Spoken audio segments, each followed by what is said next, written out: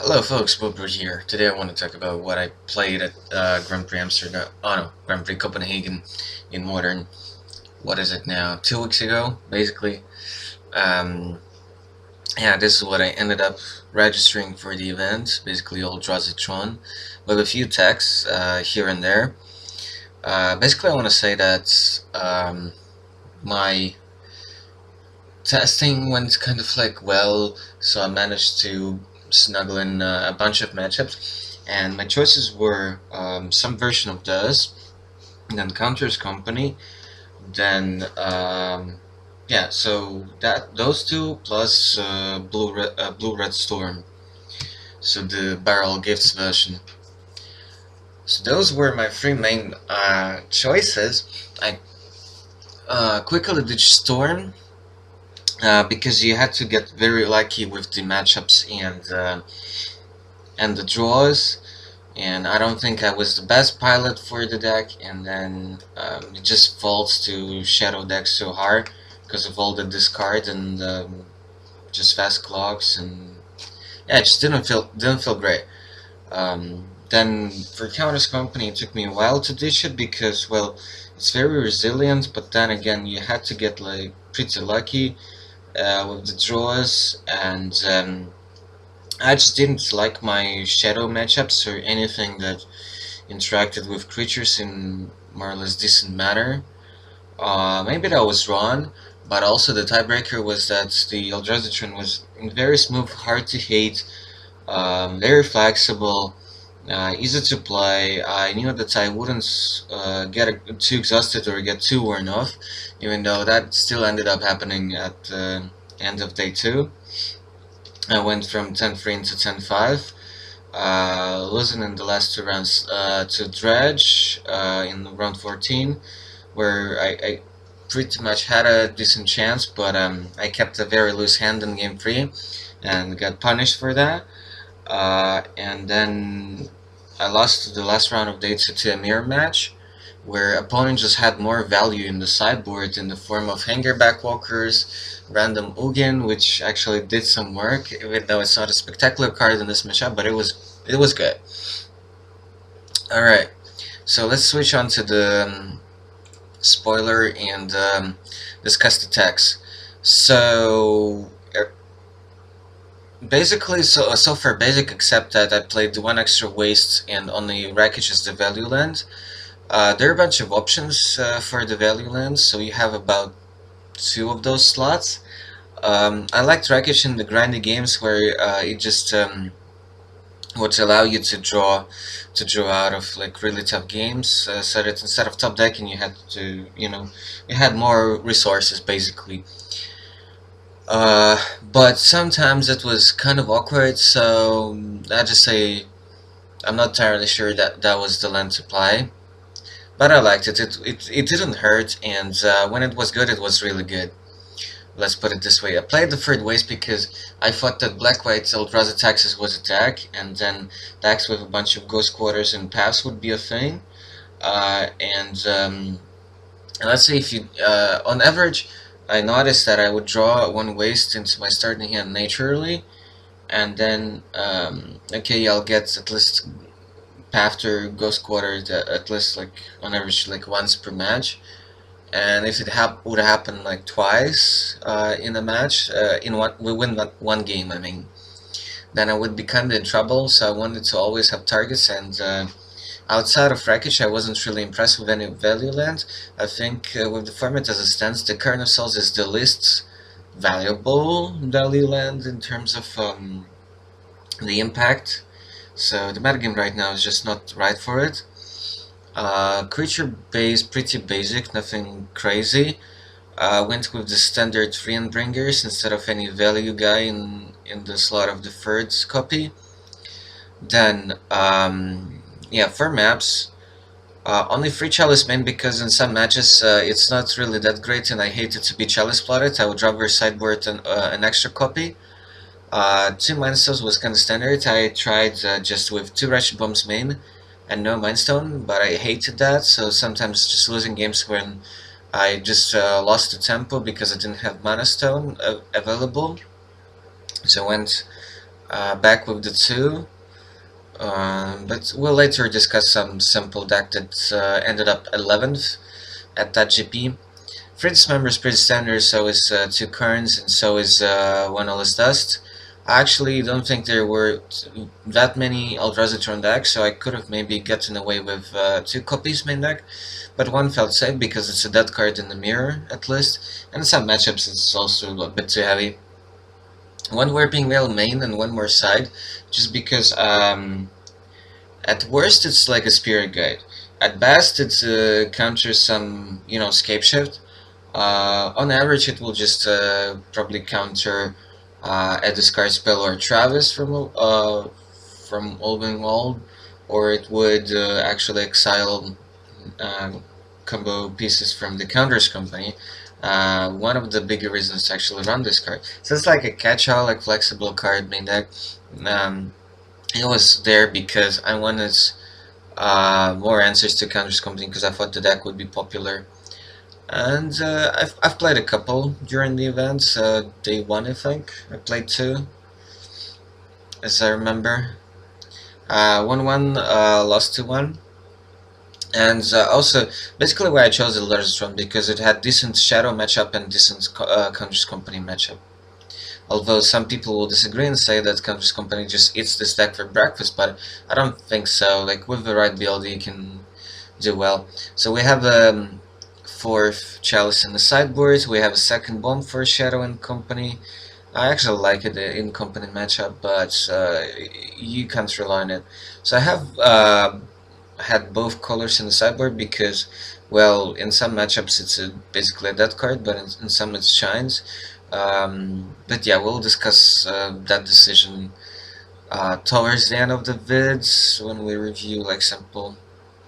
One scout just for pairing, because you had to have a couple colors and maybe some better color. Wormcoil, which also a card that my opponent in last round had, and it actually did some work for him in the mirror, as I remember.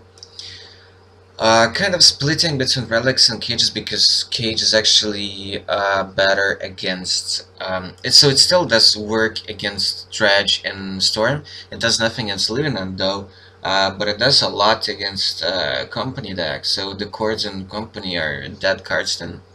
And then of course standard couple surgicals, yes, 2nd veil on the sideboard. What else? And of course standards like 2nd and 3rd always does. Oh yeah, and Pizza Needle for as a catch-all, basically, mainly for Counters Company, I would say, but also some random combo decks and random interactions.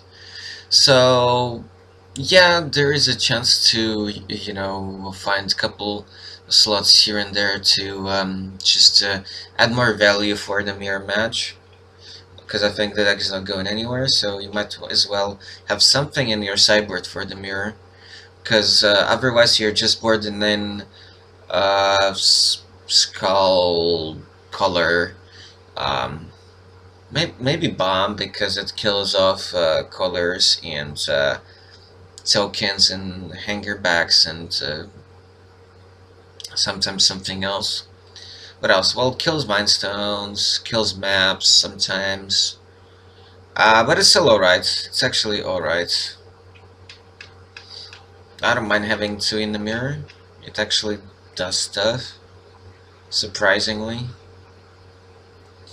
Yeah, that's it. So yeah, let's see at what metagame currently looks like, mainly with online data. Yeah, shadow decks, basically the Grixis variants, because of good tournament results in the last couple of weeks, went up on top instead of the Gent version. Have a lot of Affinity online, with Razatron Burn obviously. Still a lot of Storm, probably because of the quality / price ratio, but I don't think the deck is that good. Dredge is still good, yeah.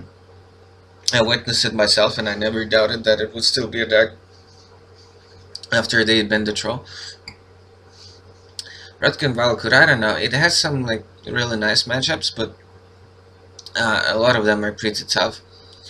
I don't know why this deck is so played. Also, the classic Tron is still there.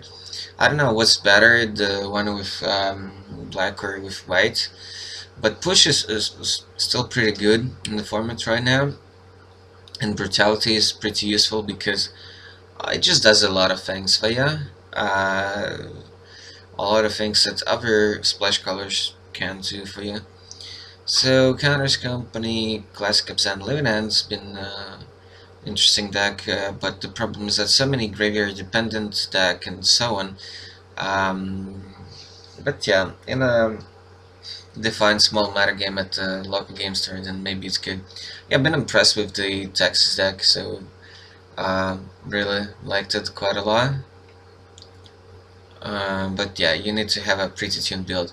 So let's see the results of the GPI played in. So okay, Materizzi won the events, and Living ended up second. Actually not surprised because so many creature combo decks and stuff like that. What else was it? So Lantern, Storm, Counters Company, Dredge, Giant Variants of the Shadow, and even a Titan Shift. Yep, and then top 16 another Shift, another Shadow. The Tron deck I will look at. I'm on the Millis, Storm, and the company built from Steinke. Okay, another Living End, the Shadow. Elves with user, but that's user, so I wouldn't say that elves are that insane, but with the infinite combo and Azuri, maybe it's very solid tier 2, but I wouldn't say it's tier 1 for sure. So Dredge, that won me in the in round 14. And then also Larson, that's won against me in day 1. So yeah, I gotta develop and evolve into a better player, it seems, if I just can't pull some very winnable games. But on the other hand, it's Magic, so variants and stuff like that. But yeah, I think in terms of competitive play, I still have to evolve a little bit. Dredge, burn, shift, burn, just get copycat at 25th. So that's what, 11-4 or 12-3? I don't know. Yeah, so I ended up 10-5. I think like 100 something. So not good at all. But yeah, a lot of diversity. Let's look at the decks.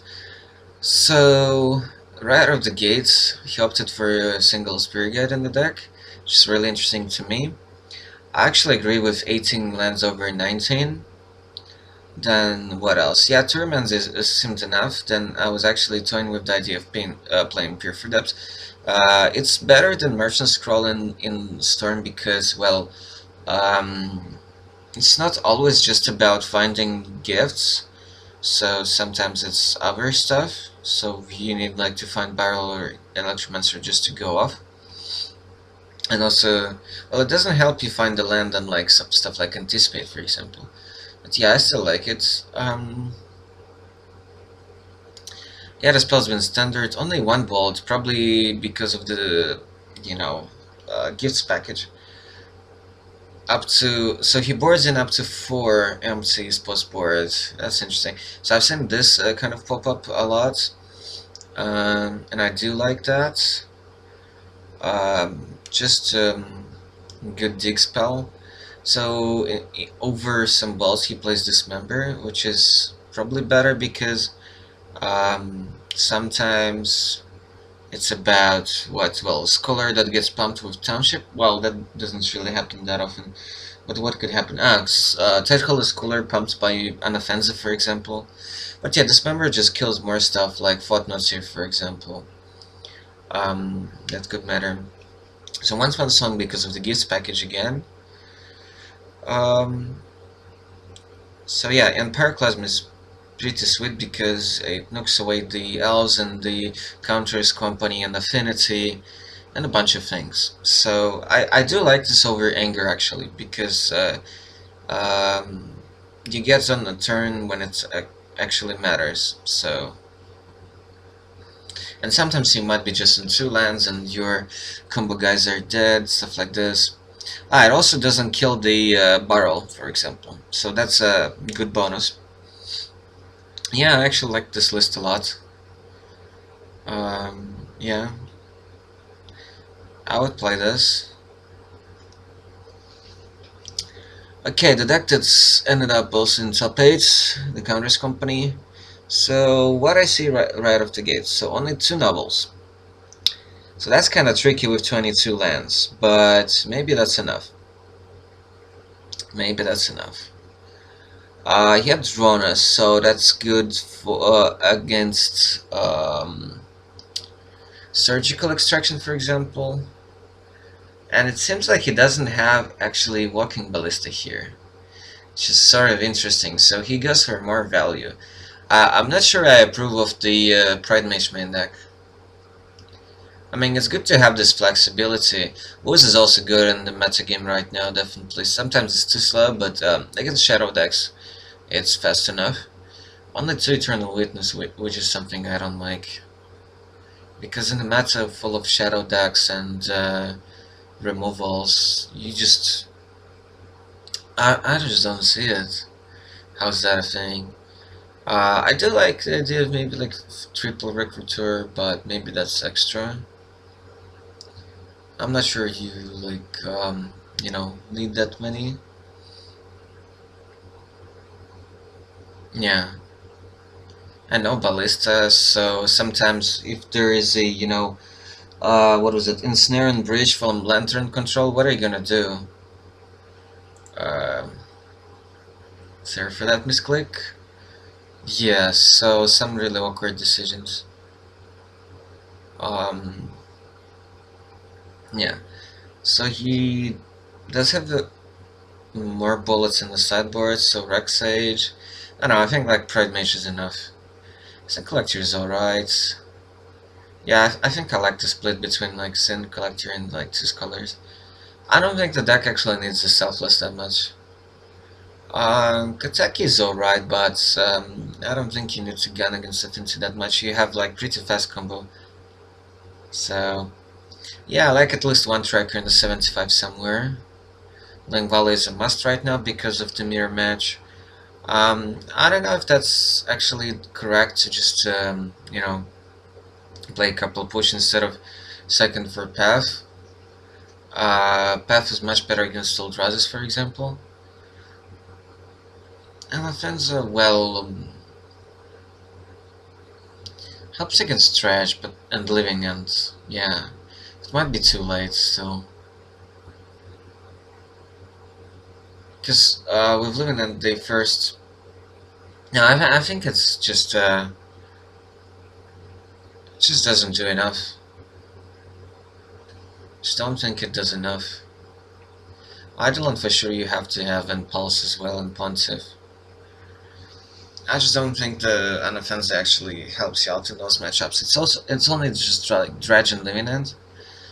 It is sort of good, but I don't think it's good enough.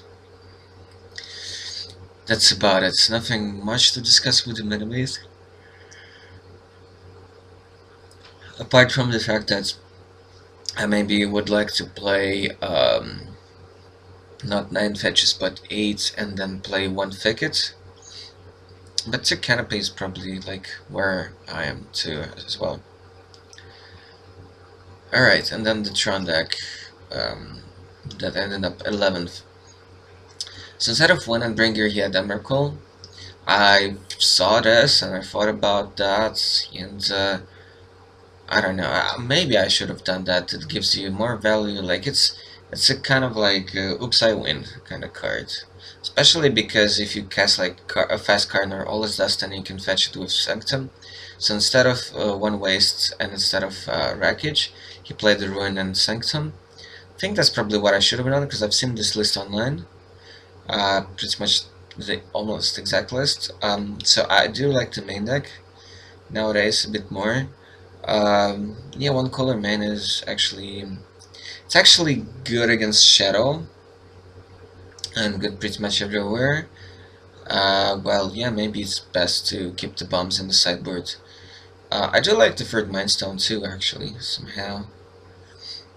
Um, what else? Second core in the sideboards, skull. So these are basically for what? All the tribals, affinity, company decks and stuff. I thought about this, but I don't know. Wasn't like too impressed. So I like the Warping Whale a bit more for those matchups. So that's my conclusion. Um, I would rather play Veil. It basically in the matchups where you bring Contortion, it pretty much does the same. Surgical. So instead of one relic, I maybe would have played a cage, and instead of one needle, also a second cage. Uh, but relic still does stuff against Livinant, for example. So I don't know. So this was my hedge. So yeah, agree on the main. Don't exactly agree on the side. Okay, guys, I hope you enjoyed this. Don't forget to subscribe and check the links in the description below. There'll be a bunch of standard videos coming up. I don't know if in the next couple of weeks I'll snatch some modern games, but you never know. So, until the next sale, check out the articles on the blog, link in the description. And yeah, bye bye.